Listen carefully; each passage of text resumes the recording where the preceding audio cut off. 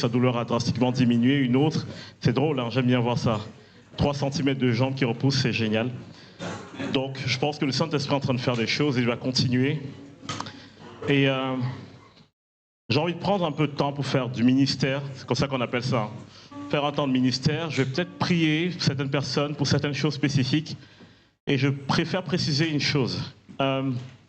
Si je ne prie pas pour vous, ou si j'appelle pas votre situation dans la prière, ça ne veut pas dire que Dieu vous oublie, d'accord? Parce que je sais qu'il y a des gens qui se disent « on ne m'a pas appelé, on ne m'a pas dit, donc Dieu n'a pas pensé à moi ». Ça, c'est la première des choses.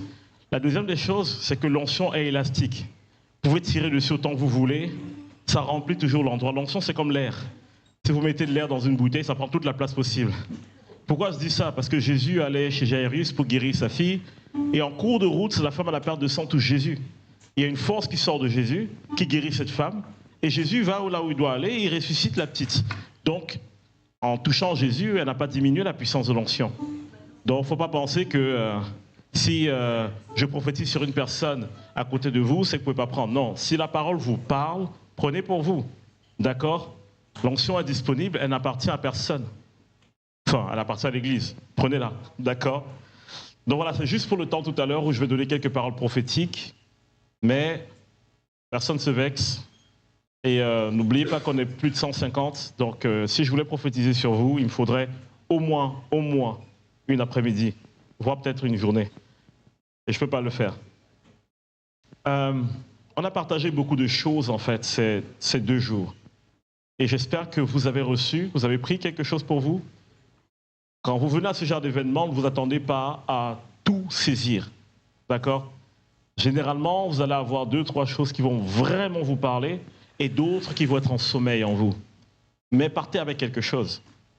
Partez avec quelque chose. J'aime dire cette parole, dis un mot, Seigneur. Dis une parole et je serai guéri. Ce n'était pas beaucoup.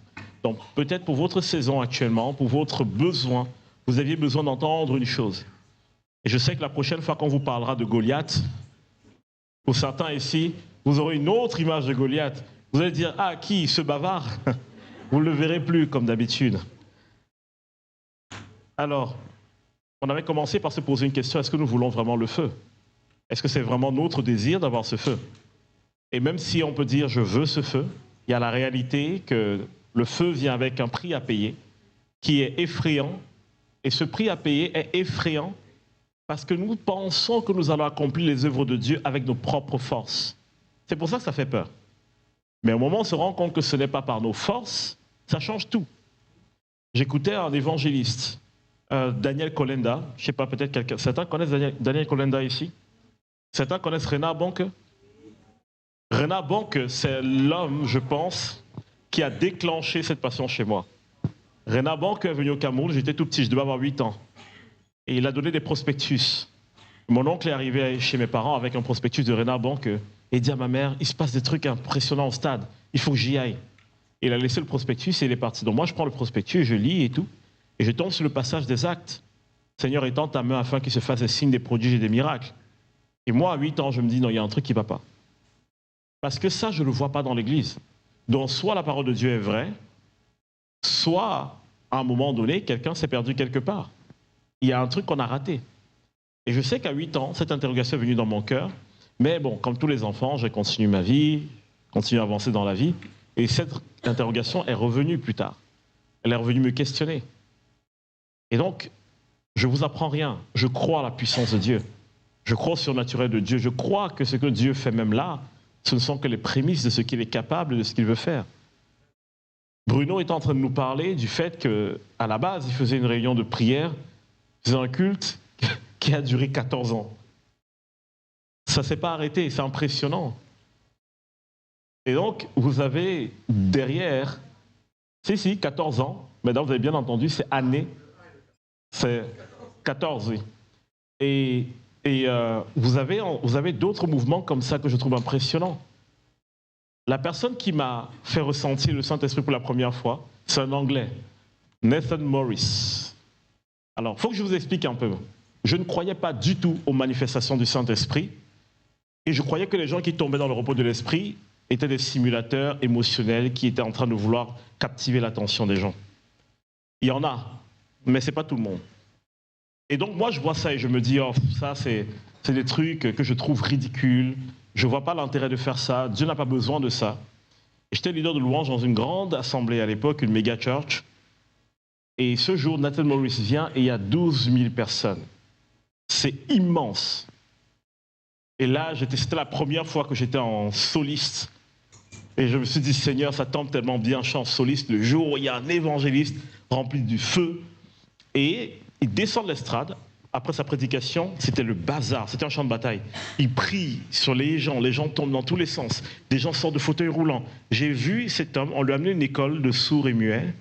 Il y avait 20 personnes dans l'école. J'ai vu ce monsieur ouvrir les oreilles de 19 personnes à la chaîne. Il prie, est-ce que tu entends? Oui, que Dieu te bénisse. Est-ce que tu entends? Oui, que Dieu te bénisse. 19 personnes à la chaîne. Je me suis dit, non, Seigneur, il y a un truc qu'on a raté quelque part. Et il finit de faire ça, il se tourne vers l'estrade, il regarde, et il dit, je cherche quelqu'un. Et il remonte. Et là, je sens quelque chose parcourir mon corps. Et je dis, je ne sais pas pourquoi, Seigneur, mais ce type me cherche. Et je ne suis pas sûr que j'ai envie de le voir. Et comme je ne suis pas très grand, il y avait un autre leader de louange, plus grand que moi, je vais me planquer derrière lui. Et donc, il passe devant les chœurs, il y avait 120 personnes dans les chœurs ce jour-là. Il arrive, il regarde, il dit, je cherche quelqu'un. Et il dit, je ne trouve pas la personne. Et il regarde les chœurs, il dit, Saint-Esprit, touche-les. Toute la chorale a fini par terre en un instant. Là, je me dis, bon, ça, c'est pas de la simulation. Je les connais. Il y a un truc de bizarre avec cet homme. Qu'est-ce qui se passe? Et il cherche, et il me voit. Il dit, le jeune homme qui se cache derrière, viens ici. Je dis, oh non, Seigneur, ça, j'ai pas envie. Et j'essaie d'avancer, et je me rends compte que mes jambes sont lourdes. J'arrive pas à déplacer mes jambes. Et je me dis, non, ce qui arrive aux autres ne va pas m'arriver. Je ne veux pas cette histoire. Et je me tiens à 1 mètre de lui, il ne m'a pas touché. Hein. Il a dit au Saint-Esprit, touche-le. J'ai senti une main entrer dans mon dos, saisir ma colonne vertébrale et tirer dessus. J'ai eu l'impression qu'on a retiré mon squelette. Je suis tombé, mais quand je sais pas, je me suis aplati au sol. Et je me mets à trembler de partout. Et je me demande ce qui se passe. Seigneur, c'est quoi cette histoire? Ça ne peut pas m'arriver et je suis en train de lutter avec Dieu. Il descend, il continue à guérir les malades, chasser les démons. Et là, je me retourne, je me mets sur le ventre, je commence à ramper. Je cherche un appui quelque part pour me lever. Les gens me disent, attends, on va te relever. Je fais, non, je ne veux pas, je n'ai pas besoin d'aide. Il finit de prier, il se tourne, il me voit en train d'essayer de me lever. Il remonte, il dit, levez-le. Il dit, je redemande, Saint-Esprit, touche-le. Là, je sens un éclair qui traverse mon corps, une décharge électrique, par terre. Et là, je commence à avoir des visions, je commence à avoir des trucs qui se passent dans mon corps. Je me sens en train de trembler. Je me dis, mais c'est quoi cette histoire? Moi, j'étais contre ça. Et me voilà en train de l'expérimenter. Donc, vous imaginez, ma vie, c'est l'apôtre Paul, c'est la vie de l'apôtre Paul. Je suis contre des choses et Dieu me dit, c'est toi que j'ai choisi pour faire ça. Je dis, Seigneur, j'aime pas ça, j'aime pas ce genre de truc, Seigneur, c'est pas bien. Il y a plein de gens qui ont envie, ils prient pour ça. Laisse-moi tranquille. Et pendant plusieurs jours, des fois, je m'asseyais, je disais au Seigneur, Seigneur, viens, boum, par terre. Même au bureau, ça m'arrivait. Et Dieu est vraiment drôle, parce que le Saint-Esprit est tombé sur moi un jour au bureau, pendant ma pause. Il est tombé sur moi vers 12h15, quand tout le bureau allait manger. J'étais par terre, je ne pouvais pas me lever. J'avais des visitations, je n'arrivais pas à bouger. Et vers 13h45, la gloire de Dieu se lève. Donc je me lève, je m'assois. Je dis, qu'est-ce qui s'est passé? Et là, je vois mes collègues qui entrent. Donc Dieu avait des rendez-vous avec moi. Dès qu'il n'y avait personne, tombe sur moi. Je fais, mais ça va, c'est bon, j'ai compris. Et j'ai vraiment été travaillé par le Seigneur. Et pourquoi je partage tout ça? C'est que toute ma vie, j'ai voulu servir Dieu de toutes mes forces, mais j'ai fait des burn-out, j'ai fait des dépressions. C'était difficile de servir Dieu, c'était horrible. Je finissais fatigué, épuisé à chaque fois. Parce que j'ai toujours essayé de servir Dieu avec mes forces. Mais après que j'ai eu cette expérience avec Dieu, il y a eu des moments où j'arrivais à certains endroits, je ne priais pas, les démons partaient seuls. Je suis allé évangéliser dans un camp de Rome, je suis passé devant une tente, il y avait une dame et sa fille qui dormaient dedans, et la personne qui m'a invité pour venir évangéliser et prier pour les malades dans le coin m'a dit, en fait, cette dame est malade depuis plusieurs jours, et on va passer plus tard la voir. Je dis, attends, je vais lui dire bonjour. On ouvre la tente, je passe la tête, la dame elle sursaute, elle me regarde, elle se lève avec sa fille, et elle sort de la tente. Et elle me dit, mais vous êtes qui? Je dis, pourquoi? Elle dit, au moment où vous avez passé la tête, quelque chose est sorti de moi. Et sa fille a le même témoignage. Je me suis dit, mais Seigneur, qu'est-ce qui est en train de se passer?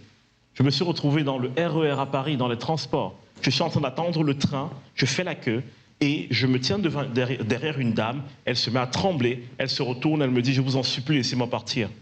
Et je dis « Ok, d'accord, je pense que là, on n'est pas seul.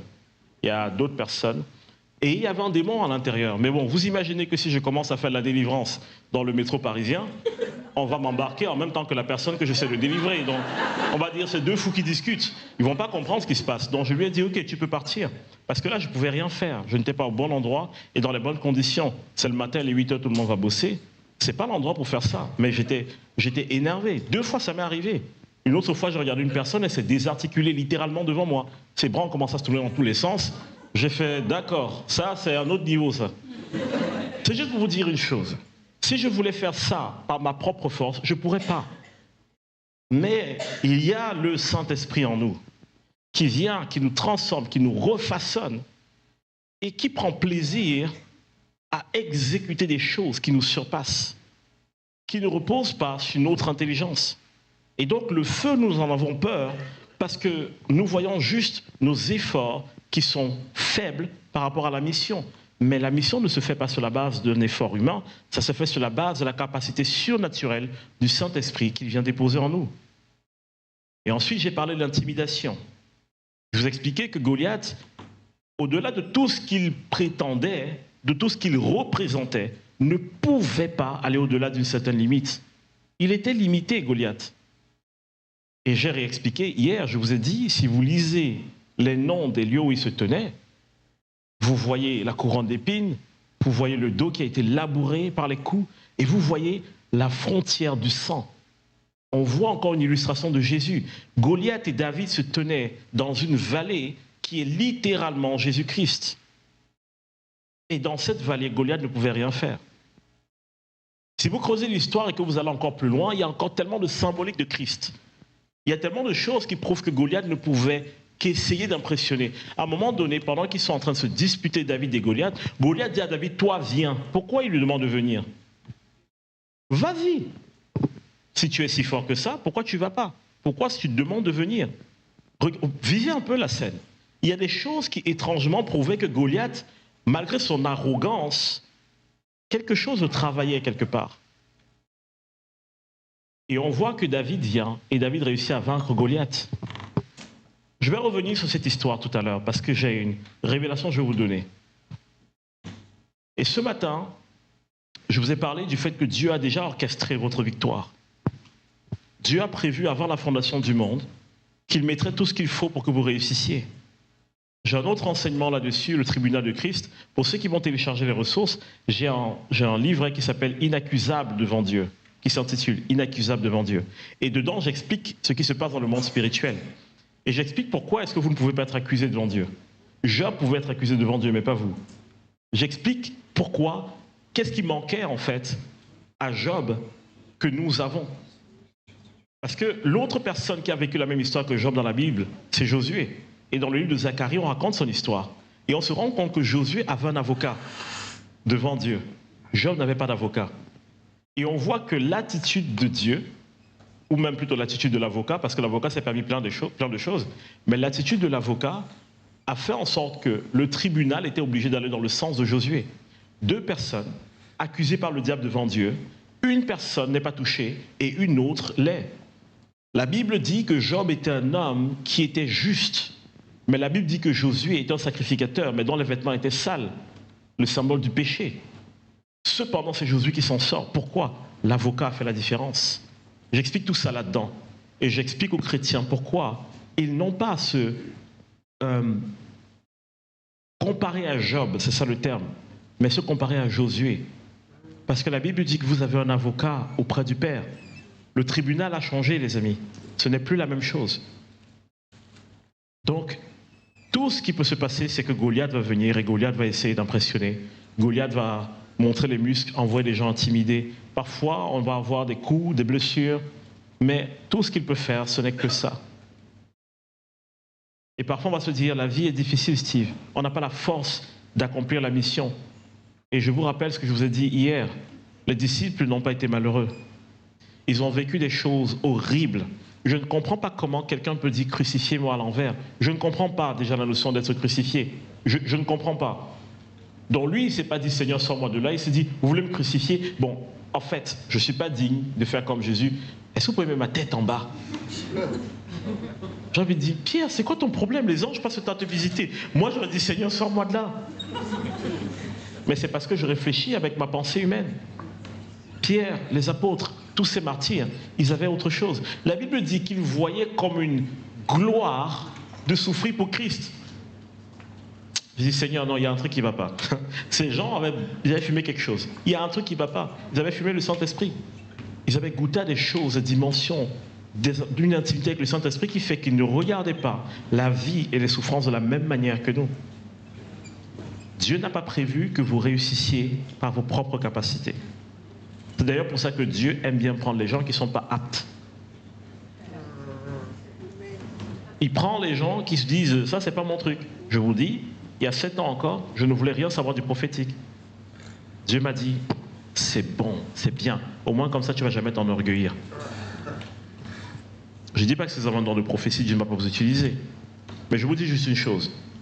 Si Dieu vous utilise et que c'est à la hauteur de votre propre capacité et que vous pouvez le faire sans lui, ça veut dire que vous n'êtes pas encore pleinement entré dans votre appel. Il va vous amener encore plus loin. Il va vous amener à un endroit où vous allez dire, je ne sais pas nager. Il va dire, respire sous l'eau. Seigneur, j'aime pas tes blagues. Je blague pas. Passe ta tête sous l'eau et respire. Il va vous demander des choses qui n'ont aucun sens. Sauf qu'il va les faire pour vous. Et les gens vont dire, mais c'est qui ton Dieu? J'aime les témoignages comme celui de Bruno. Cancer du col de l'utérus, ne pouvait pas avoir d'enfants. Ils ont 5 enfants, 6 ans et demi. Moi, j'ai envie de dire aux médecins, tu ne veux pas te convertir? Parce que là, techniquement... Mes amis, Dieu a prévu qu'on réussisse. Il nous a donné le Saint-Esprit pour ça. Il nous a donné des personnes pour nous porter, des amis, comme disait Jean-Philippe, des personnes qui vont nous montrer cet amour. Il nous a donné aussi des personnes qui vont étirer cet amour, qui sont souvent assis à côté de nous, qui nous énervent, mais on les aime en le nom de Jésus. Mais j'aimerais terminer en vous disant ceci. Ce moment, j'ai dit que je revenais sur l'histoire de David et Goliath. Ce moment où David se tenait face à Goliath, je pense, dans mes recherches, je pense que le psaume 23 parle de ce moment. Parce que la Bible nous dit comment David allait affronter Goliath. La Bible nous dit que le combat se tenait dans une vallée. La Bible nous dit que David n'était pas à l'aise avec les armes de Saül. Donc il a pris le bâton. Le bâton des bergers a une houlette au-dessus. Vous savez à quoi sert une houlette? C'est que lorsqu'une brebis tombe dans un ravin, on va la chercher grâce à la houlette et on la remonte avec. Donc les gens qui me disent j'ai peur de me perdre, Dieu a une houlette sur son bâton. Si tu vas trop loin, il va attraper ta patte, il va reviens ici. Et donc David s'équipe de son bâton, il prend son sac, il met des pierres dedans et il prend sa fronde. Voilà ses armes. Donc lorsque vous regardez le contexte du combat de David contre Goliath, qui se passe dans des vallées, sur des flancs, dans des pâturages, quand vous voyez ça, et que vous lisez le psaume 23, vous vous dites, ah, David, lorsqu'il écrivait ce psaume, il n'était pas dans les meilleures conditions, il n'était pas en train de planer, en train de dire, oh, c'est génial, c'est beau ce qui se passe autour de moi. Il était face à Goliath, et il était en train de prier à Dieu. Je vous lis le psaume 23 maintenant que vous avez le contexte. L'Éternel est mon berger, je ne manquerai de rien. Qu'est-ce que David dit à Saül? Il dit, moi je suis un berger. Je suis un berger de mes brebis et l'Éternel est mon berger. Je ne manquerai de rien. Il me fait reposer dans de verts pâturages. Il me dirige près des eaux paisibles. La Bible dit que dans la vallée où ils se sont affrontés, il y avait des courants d'eau. Et c'est là où David allait chercher les pierres. Donc il a Goliath devant lui, il a une montagne qui se dresse devant lui. Lui, ce qu'il est en train de voir, c'est un vert pâturage et des eaux paisibles. Bon, je ne sais pas ce que lui aussi avait fumé, mais ça a visiblement marché. Il restaure mon âme, il me conduit dans les sentiers de la justice à cause de son nom. Qu'est-ce qui se passe? Pendant que David est en train d'avancer devant Goliath, Dieu travaille dans son âme. Dieu n'était pas en train de travailler dans les circonstances. Dieu travaillait à l'intérieur de David. Parce que si à l'intérieur de David, les choses étaient restaurées, Dieu savait que Goliath était en détail. Et de toute façon, Dieu connaissait la nature de Goliath. Quand je marche dans la vallée de l'ombre de la mort, je ne crains aucun mal, car tu es avec moi. Ta houlette et ton bâton me rassurent. Lui-même a pris un bâton. Lui-même était berger. Lui-même savait à quel point cet instrument était important. Et il compare l'amour de Dieu pour lui et la sécurité de Dieu pour lui à une houlette et un bâton. Le bâton pour frapper le loup et la houlette pour sauver la brebis. Tu dresses devant moi une table en face de mes adversaires. Vous vous rendez compte de ce qui se passe ici? Lui, il est face à l'adversité. Et lui, ce qu'il voit en premier, c'est la table que Dieu dresse devant lui. C'est la table que Dieu dresse entre lui et ses adversaires. La table du festin. On est venu manger du géant aujourd'hui. Tu oins d'huile ma tête, c'est l'onction. Et ma coupe déborde, c'est le cœur. Oui, le bonheur et la grâce m'accompagneront tous les jours de ma vie. Et j'habiterai dans la maison de l'Éternel jusqu'à la fin de mes jours. Donc, voici le psaume 23. Si j'ai bien fait mes recherches, je n'ai pas de preuves, mais je vous dis, quand je regarde les comparaisons historiques et les comparaisons textuelles, j'ai l'impression que tout ce qui se trouve dans le récit de David contre Goliath se trouve dans le psaume 23. Mais David se tient quelque part où Dieu restaure son âme. Et quand David regarde, il voit un courant d'eau vive, il voit des verts pâturages, il voit une table que Dieu dresse devant ses adversaires. Il ne voit pas ce que les autres voient. Dieu travaille quelque chose chez David. Parce que Dieu sait une chose. S'il amène David à voir comme lui il voit, David va faire ce que lui il doit faire. Lorsque les hommes dans le naturel regardaient, c'est quoi être un guerrier, c'est quoi l'art de la guerre, qu'est-ce que ces hommes voyaient? Il fallait une armure, il fallait une épée, il fallait de la force, il fallait mener le combat de telle ou telle façon. Dieu, lorsqu'il regarde David, il lui dit non, moi j'ai des armes que les gens ne comprennent pas. Parce que les gens n'ont pas été là où tu as été. Les gens n'ont pas vécu les combats que tu as vécus. Les gens n'ont pas affronté l'ours et le lion que tu as vaincu. Les gens ne savent pas. Mais par contre, ta percée sera leur percée. Ta victoire sera leur victoire. Il y a des victoires que si vous acceptez, des combats que vous acceptez de combattre, si vous réussissez, il y a des portes que vous allez ouvrir pour énormément de personnes. Amen. Énormément de personnes. Vous savez ce qui se passe après cet épisode? David tue Goliath, il coupe la tête de Goliath. Là, subitement, Israël est encouragé. Et les Philistins ont peur et les Philistins s'enfuient. Ils courent après les Philistins, ils les ont tous massacrés. Ils sont allés tellement loin qu'il y a certains jeunes hommes qui se sont chauffés entre eux et ils sont allés à Gath. Ils sont allés sur la terre des géants et ils ont massacré les géants aussi. Il y a quelqu'un qui, avec une lance, a tué 4 géants. David n'a tué qu'un seul. Je ne sais pas si vous vous rendez compte de ce que ça veut dire. Tuer un géant était impossible. Toute une armée avait peur d'un géant. David tue un géant et subitement, d'autres jeunes gens tuent des géants. Votre victoire, ce n'est pas que pour vous, les amis. Amen. Il y a des gens dans cette génération à qui on a dit ce n'est plus possible. Vous, vous allez réussir. Et un jour, on va leur dire, je connais quelqu'un. Va parler à telle personne qui a réussi. Une femme viendra vous voir en disant, je suis stérile, voici le diagnostic que les médecins m'ont donné. Et vous allez dire, oh, moi aussi on m'a dit ça. Tu vois les 4 enfants là-bas? C'est les miens. Il y a un témoignage d'une femme qui m'a marqué.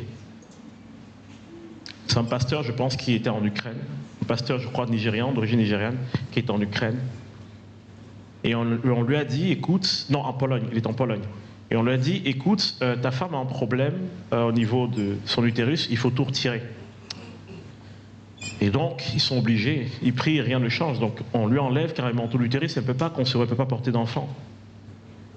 Et elle va se tenir devant le Seigneur avec son mari et il dit, Seigneur, nous on croit en cette promesse que tu as dit d'être fécond et de multiplier. Donc nous on fait notre travail pour être fécond, toi tu te débrouilles. Et pendant 17 ans, ils ont prié pour d'autres couples stériles.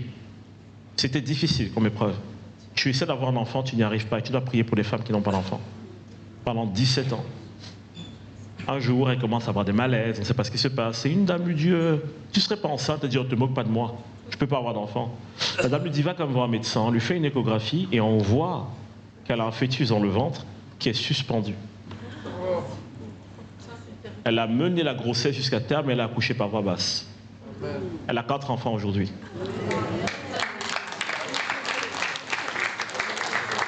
Le monde dans lequel nous sommes languit de voir et de vivre ces choses. Ils espèrent, ils voudraient absolument, mais parfois, Il faut quand David se lève et regarde Goliath en face et lui dise, tu sais, tout ce que tu es, c'est un serpent qui siffle. Et moi, je ne crois pas en ce que tu essaies de me faire croire. Et je décide de m'attacher à Dieu. Et je décide de me lier à lui. Donc moi, je suis convaincu que personne ici n'est trop petit, n'est trop faible, n'est trop nul, n'est trop ci ou ça pour être utilisé par Dieu. Laissez Dieu restaurer votre âme. Et regardez comment est-ce que Dieu, de façon spectaculaire, est capable de toucher des gens. J'ai vu une femme évangélisée, prier pour les malades qui étaient guéris. Elle-même, elle se baladait avec sa bouteille d'oxygène. Moi, j'ai regardé cette femme, je me suis dit, mais comment c'est possible cette histoire? Elle avait une bouteille d'oxygène, on évangélisait, elle priait et les malades étaient guéris. Cette femme a déterminé que son corps ne disait pas ce qu'elle devait ressentir. Et malgré sa condition physique, elle voyait les malades guéris. Maintenant, si vous me posez la question, pourquoi est-ce qu'elle-même n'est pas guérie? J'ai envie de vous renvoyer à ce que Jésus disait. C'est les pharisiens qui disaient, médecin, guéris-toi toi-même. Cette question n'est pas importante. Laissez Dieu faire ce qu'il a fait. Moi, j'ai prié pour des malades qui étaient guéris pendant que j'avais fait un AVC. J'avais un côté de mon corps qui était paralysé et je priais pour des paralytiques et guérissais. Et moi-même, j'avais un côté de mon corps qui ne fonctionnait pas. L'ennemi va essayer de mettre même à l'intérieur de vous des choses pour que tous les matins, vous vous leviez et que vous vous dites « Mais regardez-moi, regardez ce que je souffre ». C'est ce qu'il veut. Mais au bout d'un moment, quand il se rend compte que ça ne compte plus pour vous, il arrête. Résistez au diable, soumettez-vous à Dieu, il va fuir loin de vous. Est-ce que Dieu veut que vous soyez malade? Non. Est-ce que Dieu veut que vous soyez souffrant? Non. Mais nous vivons dans un monde déchu, nous sommes exposés à ces choses. Mais nous sommes plus que vainqueurs par celui qui nous a aimés. Lisez Romains 8. Romains 8, pour moi, est un résumé extraordinaire de la vie chrétienne, de quelqu'un qui persévère et qui réussit avec le Seigneur. Romains 8, je le lis et je le relis. Quand je sens parfois que c'est dur émotionnellement, je me dis, mais Steve, qui accusera les élus de Dieu? C'est Dieu qui justifie. Est-ce que ce sera à cause de la faim, de la nudité, de la trahison, du mensonge, de l'abandon? Et à la fin, ça termine avec une apothéose. Car j'ai l'assurance que ni la mort, ni la vie, ni les choses présentes, ni les choses à venir, ni aucune créature, ni aucun être, même pas un ange, ne peut me séparer de l'amour de Dieu manifestant en Jésus-Christ. Voilà la réalité que David avait. Voilà la réalité qui habitait son cœur, qui faisait que David marchait dans cette vallée. Et il ne voyait pas ce que tout le monde voyait. Je ne dis pas qu'il n'a pas eu peur, on ne sait pas. Mais je me dis que même s'il a eu peur, il a fait un choix. Et ce choix s'est vu. Et il y a eu un fruit. Vous n'êtes pas moins que David. Vous n'êtes pas moins que David. Votre vie est cachée en Christ, n'est-ce pas? Parce que la Bible dit, Christ c'est qui? C'est le bien-aimé. Donc au pire, votre vie est cachée dans le bien-aimé. Donc quand Dieu vous regarde, il voit Jésus en premier. Ce matin, je vous ai dit, quand Dieu s'approche de vous, il parle à qui en premier? C'est ce que la Bible dit, à l'esprit. Et quand vous vous approchez de Dieu, qui parle à Dieu? C'est Jésus. Nous avons un avocat auprès de Dieu. Donc moi, quand je vais devant Dieu, Jésus se tient, c'est Jésus qui prend la plainte. Mais quand c'est Dieu qui vient, c'est le Saint-Esprit qui prend la plainte. Il y a toujours entre le Père et moi quelqu'un qui garantit qu'à la fin, le tribunal soit en ma faveur. Le jour où on comprend ça, on vit une vie différente. C'est pour ça qu'Abraham, malgré toutes les bêtises qu'il a faites, c'est toujours lui qui a gagné. Il a eu 2 grands procès dans sa vie, et c'était lui le fautif. Et Dieu est arrivé, à chaque fois, il a puni le camp adverse. Et tu lis, tu dis, mais c'est lui qui a vendu sa femme, pourquoi tu punis l'autre d'avoir pris sa femme? C'est lui qui a livré son épouse. C'est pas bien ce qu'il a fait. Et Dieu dit, oui, mais c'est mon prophète. Non seulement tu lui rends sa femme, mais tu lui donnes tes biens aussi. Je ne sais pas si, quand on lit la Bible, on se rend compte de là où Dieu nous envoie. Mais est-ce que ça veut dire que la vie d'Abraham a été un long fleuve tranquille? Est-ce que ça veut dire que tout a été facile? Non. Chaque fois, ça a toujours été un challenge pour Abraham de garder les yeux fixés sur Dieu. Chaque fois. Madame avec le pull vert